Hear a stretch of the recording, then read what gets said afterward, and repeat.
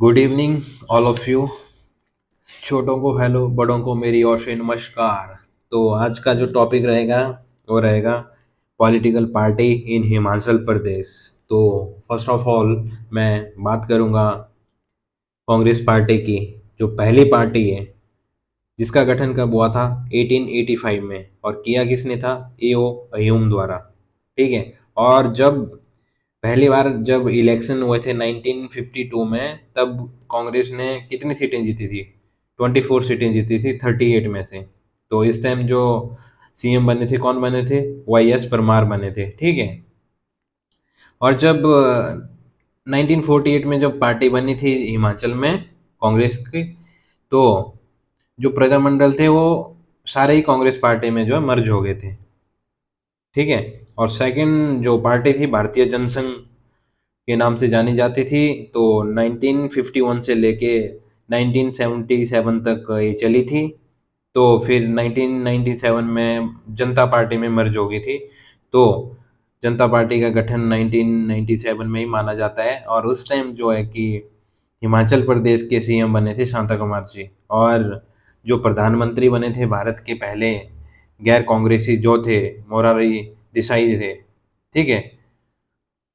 और जब नेक्स्ट जो सीएम बने थे रामलाल के साथ, जो है फूट पड़ने पर जो है आंध्रा के गवर्नर भी रहे हैं रामलाल जी। ठीक है।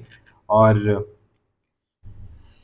जब भारतीय और थर्ड फोर्थ पार्टी कौन सी है? भारतीय जनता पार्टी, जिसका गठन कब हुआ था? 1980 में हुआ था। और कम्युनिस्ट पार्टी ऑफ इंडिया 1925 में इसका गठन हुआ था। और 1967 में पहली बार इन्होंने जो है 2 सीटें जीती थी। और 2017 में उन्होंने एक ही सीट जीती थी। तो हिमाचल विकास कांग्रेस पार्टी जो थी, जिसका गठन जो है हमारे मंडी मंडी डिस्ट्रिक्ट के जो पंडित सुखराम जी थे, उन्होंने किया था 1997 में। और जब 1998 में जब इलेक्शन हुए थे, तो एचवीसी ने जो है 5 सीटें जीती थी। तो इस इलेक्शन में ना कांग्रेस ना बीजेपी कोई भी पूर्ण बहुमत से सरकार नहीं बना पाई थी। तो इस टाइम जो है हिमाचल विकास कांग्रेस पार्टी ने जो है बीजेपी के साथ जो है मिलके अपनी पार्टी बनाई। ठीक है। तो 2004 में क्या हुआ? फिर से ये कांग्रेस में ही मर्ज होगी। पहले कांग्रेस से ही अलग हुई थी, फिर से बाद में कांग्रेस में ही मर्ज होगी 2004 में, जो 1977 में निकली थी, 1997 में जो है निकली थी। तो जो सेवंथ पार्टी जो थी हिमाचल में, जो लोक राज पार्टी थी, जिसका गठन हुआ था 1971 में।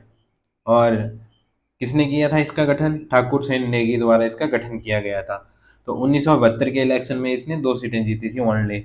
और जो 8th नंबर की पार्टी है, यहाँ पे मैंने आगे पीछे लिखा हुआ है, तो ये 8th नंबर की है हिमाचल हित पार्टी, जो कि 2000 में बनी थी और 2016 में जो है खत्म हुई थी। तो इसका गठन जो कुल्लू के महेश्वर सिंह द्वारा बनाई गई थी। और जो 2012 में जब इलेक्शन हुए थे, तो महेश्वर सिंह ने अपनी ही सीट जीती थी, अपनी ही सीट निकाल पाए थे, और तो कोई सीटें मिली नहीं इनको। ये अपनी ही सीट जो है इन्होंने निकाली थी ओनली। तो अब मैं जो नेक्स्ट जो टॉपिक आता है कि भारत में कितनी नेशनल पार्टी है, ये आपको पता ही होगा। जिसको पता नहीं है मैं उनको बता देता हूँ। भारत में इस टाइम भारत में वर्तमान 6 पार्टियां हैं। ठीक है। 3 पार्टियों को जो है खत्म कर दिया गया है।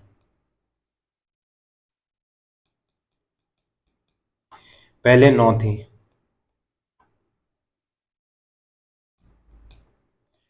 और जो 6th नंबर की कौन सी है? वो है आम आदमी पार्टी।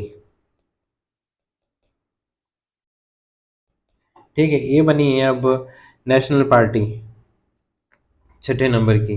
वैसे अगर बात की जाए तो ये 9 ही नंबर की थी। ठीक है। तो जो ये नेशनल पार्टी का दर्जा कौन देता है? नेशनल पार्टी का दर्जा कौन देता है? ये देता है इलेक्शन कमीशन ऑफ इंडिया, जो भारतीय संविधान के आर्टिकल कितने से कितने और कितने आर्टिकल में आता है? 324 से लेके 329 तक।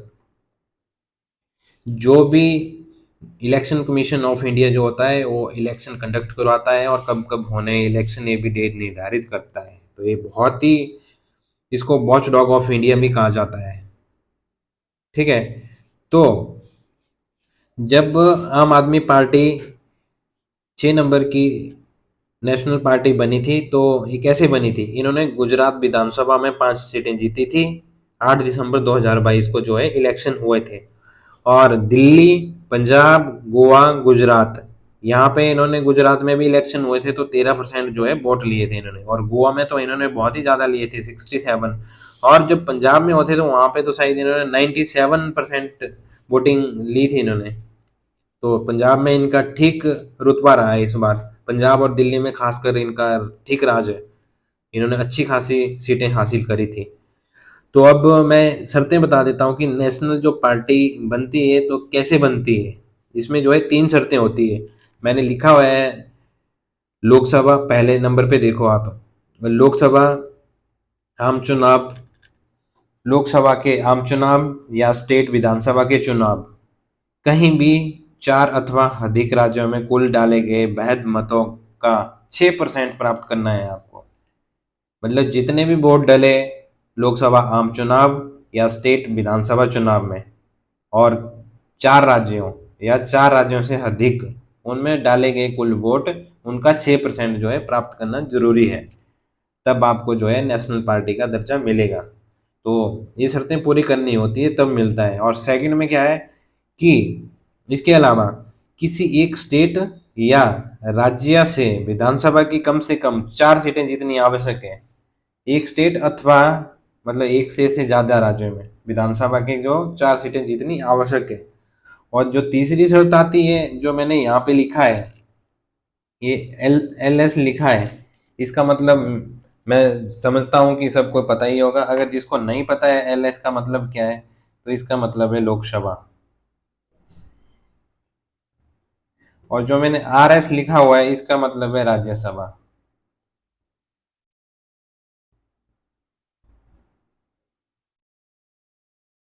ठीक है, कंफ्यूज मत होना। कि और लोकसभा में 2% सीटें हो और कम से कम 3 विभिन्न राज्यों में हासिल की गई हो। मतलब कि आपकी लोकसभा में भी 2 सीटें होनी चाहिए और 3 डिफरेंट स्टेट में होनी चाहिए। तो ये नेशनल पार्टी का जो दर्जा हासिल करना होता है इसके लिए ये 3 शर्तें बहुत ही ज़रूरी है। और ये भारतीय संविधान में भी जो ये नेशनल पार्टी का दर्जा देता है तो इलेक्शन कमीशन ऑफ इंडिया द्वारा ही दिया जाता है। तो आज का टॉपिक यहीं पे ही समाप्त करता हूँ और अपनी वाणी को यहीं विराम देता हूँ। तो कृपया सभी ध्यान दें और पढ़ते जाइए, नोट्स बनाते जाइए। देखो मैंने आपको प्रॉपर नोट्स आपके लिए ही ये मैंने बनाए हैं। और मैं आज का बात बताता हूँ, आज है 9 सितंबर और 10 सितंबर को जो है G20 की समिट जो हो रही है 18वें नंबर की, वो दिल्ली में प्रगति मैदान में हो रही है। और आज के दिन ही जो स्वच्छ वायु सर्वेक्षण का जो रैंकिंग आई है उसमें हिमाचल प्रदेश ने जो है, जो इसमें कैटेगरी होती है जिसमें कि, रुको मैं बता देता हूँ आपको स्क्रीनशॉट है। स्वच्छ वायु सर्वेक्षण 2023 का जो रैंकिंग आई है इसमें 3 कैटेगरी है। तो थर्ड कैटेगरी में जब हिमाचल प्रदेश आता है तो हिमाचल प्रदेश का जो है परमाणु और सेकंड जो है काला आम, ये जो है टॉप किया है इन्होंने। ठीक है। और लेस देन 3 लाख पॉपुलेशन के उसमें आता है। तो ये उड़ीसा के नेक्स्ट थर्ड में आता है अंगुल। इसने भी थर्ड स्थान जो है हासिल किया हुआ है। तो ये आपको याद रखना है। स्वच्छ वायु सर्वेक्षण का गठन कब हुआ था? 2022 में लॉन्च किया गया था इसको NCAP द्वारा, और NCAP 2019 में लॉन्च की गई थी। ठीक है। तो आपको NCAP क्या होती है? नेशनल क्लीन एयर प्रोग्राम होता है, और जो 2019 में लॉन्च किया गया था। और रिड्यूस पॉल्यूशन 40% बाय 2025 और 26 का इनका टारगेट है। और मैं आपको बता दूं इसका UPSC में भी मेंस में जो है 2021 में क्वेश्चन आया हुआ है। तो आपको बहुत ही गहराई से पढ़ना चाहिए इसको। ठीक है, जो गाइडलाइन जो रिलीज करता है गाइडलाइन, वो करता है union minister of environment, forest and climate change द्वारा। ओके, तो बहुत बहुत धन्यवाद, ये आप ध्यान रख लेना इसको। तो बहुत बहुत धन्यवाद, आपकी अपनी वाणी को यहीं विराम देता हूँ। तो लाइक करना, शेयर करना, कमेंट करना ना भूलें, सपोर्ट करना।